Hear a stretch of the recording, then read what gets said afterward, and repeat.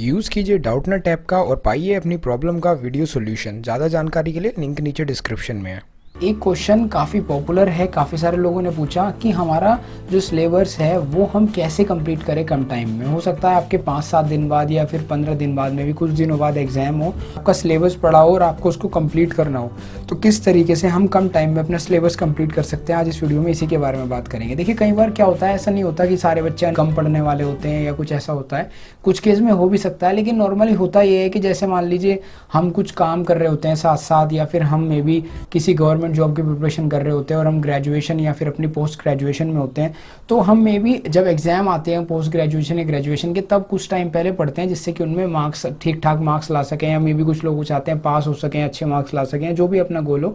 लेकिन वो साथ साथ किसी चीज़ की प्रिपरेशन कर रहे होते हैं या कोई अपना बिजनेस कर रहे होते हैं, इसलिए उनको टाइम नहीं मिल पाता, राइट। तो अब यहाँ पे ये इंपॉर्टेंट है कि कम टाइम में हम किस तरीके से अपना पूरा सिलेबस कंप्लीट करें, इसी के बारे में हम बात करने वाले हैं। तो चलिए आइए देखते हैं। दोस्तों, यहाँ पर सबसे पहली जो टिप मैं आपको देना चाहूँगा वो ये कि इग्नोर द एक्स्ट्रा। बात हमेशा याद रखना, कम टाइम में कभी भी सिलेबस कंप्लीट करना हो तो जो आप अभी पढ़ रहे हो ना, उससे ज़्यादा इंपॉर्टेंट है कि क्या आपको इग्नोर क्या करना है, क्या चीज़ें आपको छोड़नी है। मतलब ये कि जो चीज़ें आपको छोड़नी है ना, वो ज़्यादा इंपॉर्टेंट है इन कंपैरिजन टू आप जो स्पेसिफिक चीज़ें पढ़ोगे। क्योंकि देखो होता क्या है, हम क्या करते हैं, बेसिक सी डेफिनेशन पे अपना टाइम स्पेंड कर लेते हैं। एक तो वैसे ही हमारे पास टाइम कम है, 5-7 दिन है, ऊपर से हम अगर बेसिक डेफिनेशन पढ़ेंगे या जो अनइम्पॉर्टेंट चीज़ें हैं, फालतू की चीज़ें, फालतू के क्वेश्चन पढ़ेंगे, क्योंकि हमें कुछ अवेयरनेस तो है नहीं, हमें पता ही नहीं कि क्या पढ़ना है जो कि एग्जाम में आए, तो हमारा टाइम वेस्ट होगा, राइट। इंस्टेड अगर हम वो पढ़ें जो कि एग्जाम्स में आने की उम्मीद है, जो कि एग्जाम्स में आने के चांस ज़्यादा है, तो उस केस में एक तो हमें टाइम कम लगेगा, हमारा टाइम बचेगा, और दूसरा हम वही चीज़ पढ़ेंगे और फाइनली हम एग्जाम में पास हो पाएंगे, अच्छे मार्क्स आ पाएंगे, जो भी आप चाहते हो, जो भी आपका गोल हो। तो सबसे पहली चीज़ कहना चाहूँगा कि इग्नोर करो एक्स्ट्रा चीज़ों को। अपनी पूरी जो सिलेबस है उसमें से ये देखो कि कौन कौन सी चीज़ें ऐसी हैं जो ऑप्शंस में आती हैं, ऑप्शनल है, या फिर कोई ऐसी चीज़ है जो आती ही नहीं है, कई साल से आ नहीं रही है मे बी, तो वो आप चीज़ें इग्नोर कर सकते हो, राइट गाइस। ये चीज़ें आपको फाइंड आउट करनी होगी, किसी भी तरीके से ढूंढो, चाहे पिछले सालों के पेपर में से थोड़ा सा आइडिया लगाओ, चाहे पढ़ने वाले बच्चों से पूछो, चाहे अपने टीचर से पूछो, एक आइडिया से ले लो, वहाँ से आपको काफ़ी कुछ क्लियर हो जाएगा। कई बार तो ऐसा भी होता है, मान लीजिए आपके 5 चैप्टर है, एग्जाम्पल के लिए आपके कितने भी हो सकते हैं, मैं 5 चैप्टर लेके चल रहा हूँ, तो उनमें से एक चैप्टर ऐसा होता है जो कि जिसका क्वेश्चन जो है ऑप्शनल में आता है, राइट। तो मान लो आपका एक चैप्टर अगर आप छोड़ भी दो उसे, तो कोई प्रॉब्लम नहीं है, 4 चैप्टर आप अपने अच्छे तरीके से पक्के कर लो, तो एक चैप्टर अगर छोड़ भी दोगे तो कोई दिक्कत नहीं है। तो इस तरीके से आप काम कर सकते हैं। इसके बाद गाइस, जो हमारी नेक्स्ट टिप है वो है read important maximum mark question first, right. जो मैक्सिमम मार्क्स वाले क्वेश्चन या आंसर, जो भी आप कहना चाहें, जो आपके पेपर में आने की उम्मीद ज़्यादा है, कोई ऐसे कॉन्सेप्ट, कोई ऐसे टॉपिक्स, उन सबकी लिस्ट बनाइए और सबसे पहले अपने जो 5-7 दिन है एग्जाम में, उनमें सबसे पहले दिनों में उनको पढ़ना शुरू कीजिए, राइट। उन चीज़ों पे सबसे ज़्यादा टाइम स्पेंड कीजिए जिससे कि आप मैक्सिमम मार्क्स कवर कर सको, या फिर मैं कहूँ अगर आप मैक्सिमम मार्क्स वाली चीज़ें कवर करोगे तो एटलीस्ट आप पास तो हो ही जाओगे। तो ये सबसे इंपॉर्टेंट है, इस बात का ध्यान रखिए कि उन चीज़ों पर आपको टाइम ज़्यादा स्पेंड करना है, बाकी चीज़ों को आपको बाद के लिए छोड़ना है, लेकिन सबसे पहले मैक्सिमम मार्क्स वाली इंपॉर्टेंट चीज़ों पर टाइम स्पेंड करना है। इसके बाद गाइस, जो हमारी नेक्स्ट टिप है वो है don't just cram, just understand the main. इसका मतलब समझिए, देखिए गलती क्या होती है, हम क्या करते हैं, जैसे मान लीजिए कोई भी टॉपिक हमने उठाया, राइट, इंपॉर्टेंट वाले टॉपिक की अगर हम बात करें तो, या कोई भी नॉर्मल टॉपिक की भी, तो हम उसको रटना शुरू कर देते हैं, रट्टे मारते हैं कि चल कुछ दिनों बाद तो है ही और फिर अपना एग्जाम दे के आएंगे।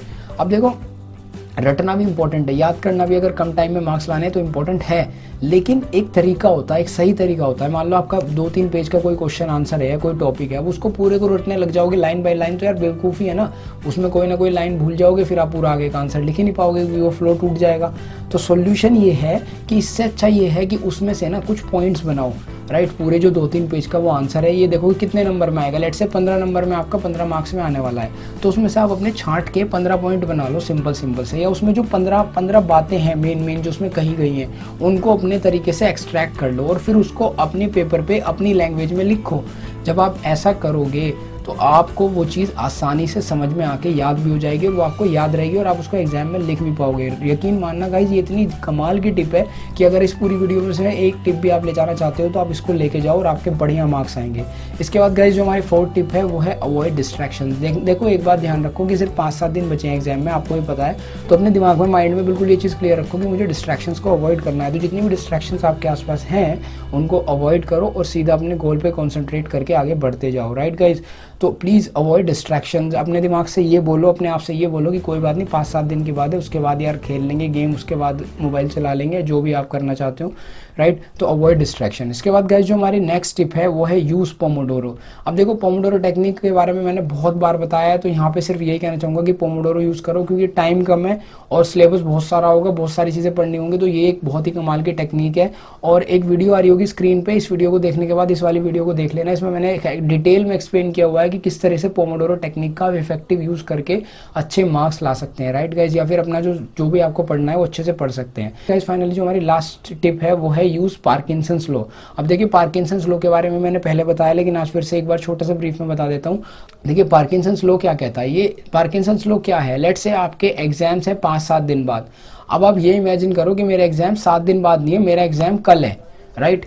अगर आप ऐसा इमेजिन करोगे कल है या परसों है, तो अब होगा क्या, एकदम ब्रेन में एक अर्जेंसी क्रिएट होगी। मतलब ये है कि जो आपका टास्क है अगर आप उसका टाइम घटा दो तो दिमाग ऐसे ऐसे रास्ते निकालेगा आपको कि आपकी एक तो डिस्ट्रैक्शन अवॉइड हो जाएगी, आप डिस्ट्रैक्ट ही नहीं होगे। यकीन मानना, अगर आप डिस्ट्रैक्शन को अवॉइड करना चाहते हो पार्किंसंस लॉ का यूज़ करो। और दूसरा ये आपको शॉर्टेस्ट पाथ दिमाग जो है अपने आप निकाल के देगा कि ऐसे पढ़, ये पढ़, वो पढ़, और आपकी कॉन्सेंट्रेशन बनेगी। पार्किंसंस लॉ काम करता है। अगर आप चाहते हो कि किसी भी चीज़ को जल्दी करना, तो अपने दिमाग में ये इमेजिन कर लो कि टाइम कम है मेरे पास, लेट से आप डेली जल्दी नहीं उठ पाते हो, राइट। तो अपनी जो वॉच है उसको थोड़ा सा तेज कर लो। आप अपनी वॉच का टाइम ऐसे सेट करो कि लेट से कि अभी 5 बजे हैं तो आपकी वॉच में 6 बज जाएं, राइट। 1 घंटा अपनी वॉच को आगे कर लो। उससे होगा क्या कि आपको एकदम से अर्जेंसी क्रिएट होगी, और यार 6 बज गए, फटाफट से उठ जा, लेट हो जाएगा वरना, जबकि आप 1 घंटा आगे चल रहे हैं टाइम से। तो ये इंपॉर्टेंट है, अगर आप इस तरीके से करेंगे तो कहीं ना कहीं अर्जेंसी क्रिएट होकर आप अपनी गोल्स की तरफ आगे बढ़ेंगे, और फाइनली आप जो भी आपका गोल है, चाहे वो मार्क्स लाना हो या कुछ भी हो, आप उस चीज़ को अचीव कर पाएंगे। तो बस दोस्तों यही थी कुछ टिप्स जिनकी हेल्प से मुझे उम्मीद है आप कम टाइम में सिलेबस पूरा कर पाएंगे। अगर ये वीडियो आई हो पसंद तो लाइक कीजिए, शेयर कीजिए, ऐसे इंपॉर्टेंट अपडेट्स के लिए चैनल को सब्सक्राइब कीजिए, और चलिए मैं मिलता हूँ नेक्स्ट वीडियो में। Bye bye.